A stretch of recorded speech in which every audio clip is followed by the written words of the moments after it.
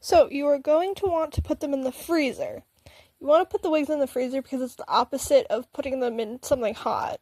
It kills everything by freezing it instead of heating it up. Then, obviously, after that, you are going to want to wash it. Usually I leave it in the freezer for about 24 hours. I think these were left in there a little bit longer. But as you can see, why do you say it like that? As you can see, the shorter wigs are easier to wash, obviously because they're shorter. And like the black wig, you might want to, if it's styled, you definitely want to take it out, because if there's any like germs, bugs, anything, you want to make sure that you're getting it, not just leaving it in that style. You can always restyle the wig. Usually if a wig is curled, like the red wig, it will stay like that because that's the way it was created.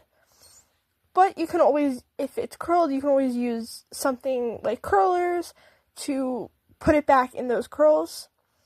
I don't show it here, but I wash them twice so to make sure I'm getting everything I can out, anything that might be there. Then, while they're still wet, after you finish doing your twice wash, you're going to want to brush them.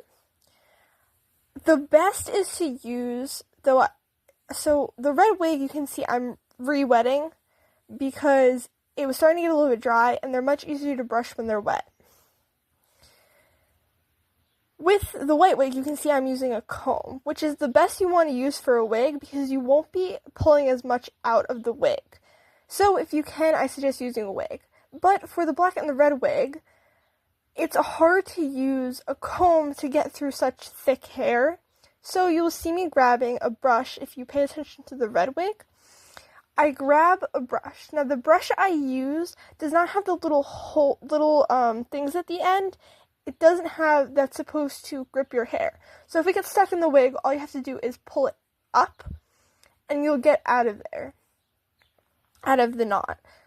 I would suggest using a brush like that if you can find one. Otherwise, I would definitely recommend a comb. I usually use a wider comb to just do an over of wigs normally, and then a finer one like I'm using with the white wig to brush it out completely. You want to brush it out while it's wet because it's easier to brush it like that instead of waiting until it's all knotted and dry. The red wig disappeared because I finished. And then you're all done and you can just leave it to dry.